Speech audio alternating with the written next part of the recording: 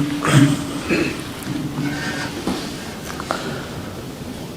الله.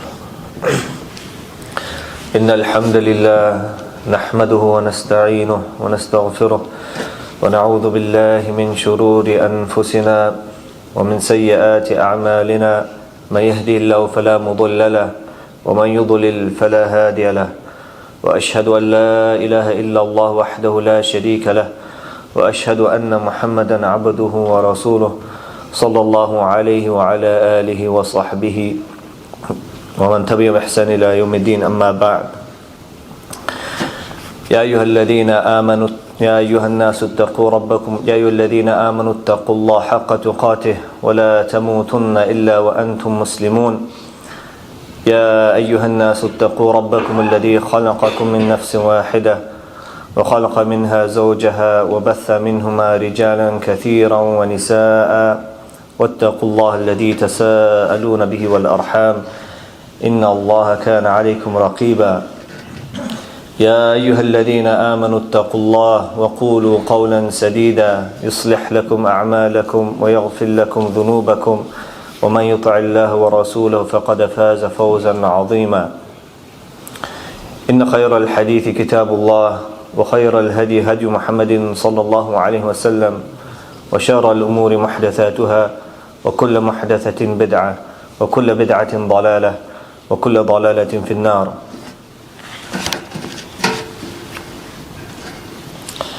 There is a thing in which all of creation rely upon its structure and its function.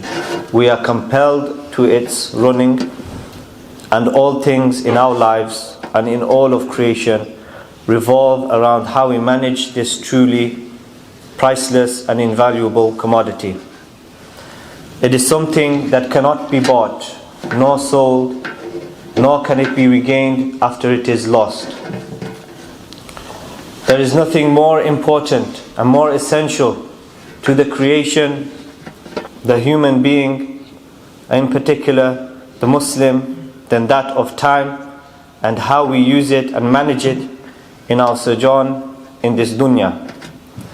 For society can only function properly and well when it is structured and that things are scheduled properly and well through the usage of time.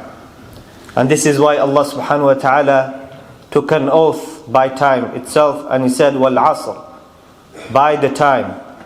And we know that when Allah subhanahu wa ta'ala takes an oath by some of His creation, it is to show how important and how valuable and how virtuous that particular creation is. So Allah subhanahu wa ta'ala, He says, by the time, Innal insana lafi khusr, surely all of mankind is in loss. إِلَّا الَّذِينَ آمَنُوا وَعَمِلُوا الصَّالِحَاتِ وَتَوَاصَوْا بِالْحَقِّ وَتَوَاصَوْا بِالصَّبْرِ, except those who believe and do deeds of righteousness and exhort one another towards the truth and exhort one another towards patience. For it is only those who believe in Allah and who do righteous deeds who are not in loss and in despair. Countless people, past, present and future, regret their lack of productivity and progress in the time that they had, especially in regards to the worship of Allah subhanahu wa ta'ala. But for us Muslims, rather than just dwell on our past regrets, we must take hold and seize our present and that of our future which Allah subhanahu wa ta'ala wills us to have.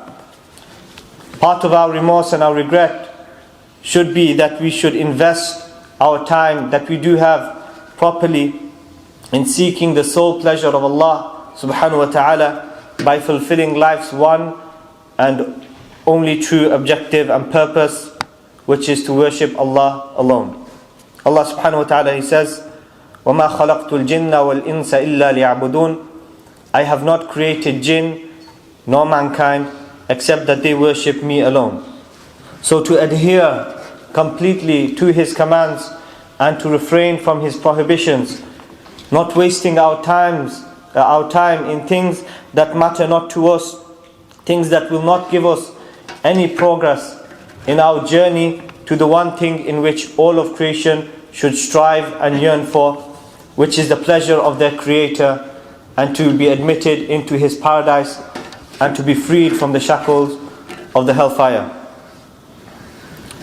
And Allah subhanahu wa ta'ala has given us prime example on how to structure our life by how He structured the worship throughout the day and the worship throughout the year, by mandating prayers throughout the day. So He has mandated 5 daily prayers, but it is not that we can just pray those 5 prayers in one go. Rather, Allah subhanahu wa ta'ala has spread it throughout the day so that we can properly manage our time and worship Him throughout this every single day, and completely devote to Him His remembrance. And other obligations which Allah subhanahu wa ta'ala has mandated, where He has mandated 1 full month for the fasting of His pleasure, for His pleasure during Ramadan, and 1 month in the year where we complete the main obligatory of pilgrimage in Dhul Hijjah. Thus we can see there is structure and there is schedule in every form of time, and so we should follow the example of Allah, and we should also schedule our lives in also with the obligatory prayers. We should do the voluntary worships and schedule our daily lives like this as well, so that we may make the most of our brief stay in this world. For many of us, we have a lot of free time, but what do we do with that free time? The Prophet sallallahu alaihi wasallam, he said, نعمتان مغبون فيهما كثير من الناس الصحة والفراغ, that there are 2 blessings which many people do not make the most of, and that is good health and free time. So these 2 things which are often overlooked, especially the free time, which is the subject of our khutbah, what is it that we achieve in it? Do we seek the pleasure of Allah? Do we gain the reward and the pleasure of Allah? Or do we just idle away, do nothing, and not progress with our journey in this dunya? Or even worse, we regress and we commit sins. We have to constantly ask ourselves this question so that we make the most of our time. Will we achieve anything that will benefit us in this dunya or the akhirah or not? وأقول قولي هذا وأستغفر الله لي ولكم ولسائر المسلمين فاستغفروه إنه الغفور الرحيم.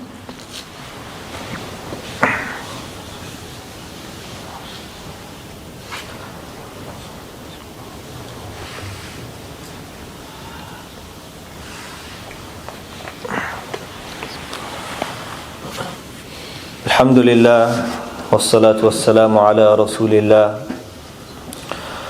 عليه الصلاة والسلام. أما بعد, the Prophet sallallahu alaihi wasallam, he said in hadith in al-Hakim, which is rated as sahih, اغتنم خمسا قبل خمس شبابك قبل هرمك وصحتك قبل سقمك وغناءك قبل فقرك وفراغك قبل شغلك وحياتك قبل موتك. That make the most of 5 things before 5: youth before old age, health before sickness, wealth before poverty, free time before becoming busy, and life before death.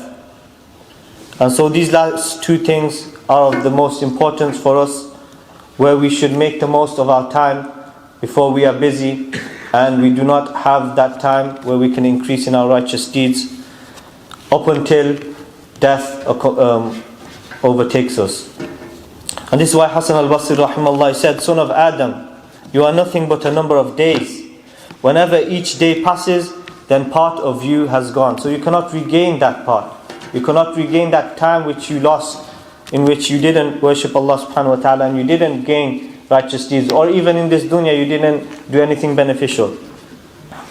So we have to ask ourselves, what legacy will we leave behind with our stay here? Will it that we have achieved anything? Is it that the achievement and the success of the hereafter slips and goes away from our hands because of our lack of ability to make the most of our free time? Let us not be of those who will let their times and their lives just pass them by idly without increasing their balance and their scales on the judgment day. Let us not be of those who, when the day that finally comes, Allah subhanahu wa ta'ala will say to them, قَالَ كَمْ لَبِثْتُمْ فِي الْأَرْضِ عَدَدَ سِنِينَ. When they will be asked by Allah, how many years did you live on earth? قَالُوا لَبِثْنَا يَوْمًا أَوْ بَعْضَ يَوْمٍ فَاسْأَلِ الْعَادِينَ. And they will reply, we lived there a day or part of a day. You may ask those who keep count. قَالَ إِلَّا بِثْتُمْ إِلَّا قَلِيلًا لَوْ أَنَّكُمْ كُنْتُمْ تَعْلَمُونَ.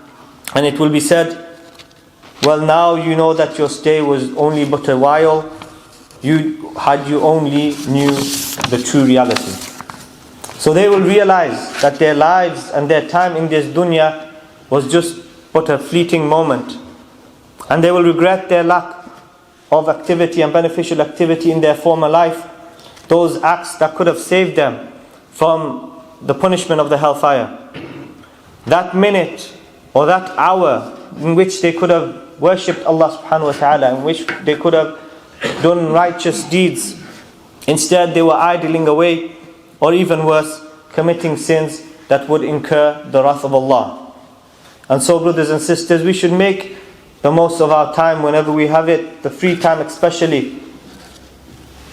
And especially in times in which Allah subhanahu wa ta'ala has put a lot of blessings and virtue within it. And from amongst these blessed times is the day of Jummu'ah, and especially after Asr. If there is a time in the week in which we should fully dedicate and make use of this time, it would be today. So brothers and sisters, make use of this time. Read the Quran, make abundant dua, istighfar, the dhikr of Allah subhanahu wa ta'ala. Give in sadaqah and be righteous with your dealings with the people. For you never know when death will come to you, and you will regret that time in which you didn't worship Allah subhanahu wa ta'ala. For on the judgment day, there will be regret from everyone. Even those who will be admitted into paradise, they will look at their good deeds and think they could have had more. And they will regret the fact that they didn't use their time to worship Allah subhanahu wa ta'ala more. And those who are admitted into the hellfire, they will regret that they didn't worship Allah at all. We ask Allah subhanahu wa ta'ala that He makes us of those who make the most of their time, and their time in worshipping Allah subhanahu wa ta'ala and doing deeds in which Allah subhanahu wa ta'ala is pleased with. اللهم آتنا في الدنيا حسنة وفي الآخرة حسنة وقنا عذاب النار. اللهم أعز الإسلام والمسلمين وذل الشرك والمشركين ودمر أعداءك أعداء الدين. اللهم مقلب القلوب ثبت قلوبنا على دينك. اللهم صرف القلوب صرف قلوبنا على طاعتك. اللهم إنا نسألك الهدى والتقى والعفاف والغنى. ربنا لا تزغ قلوبنا بعد إذ هديتنا وهب لنا من لدنك رحمة إنك أنت الوهاب. اللهم صل وسلم على نبينا محمد وعلى آله وصحبه أجمعين. سبحان ربك رب العزة عما يصفون والسلام على المرسلين والحمد لله رب العالمين.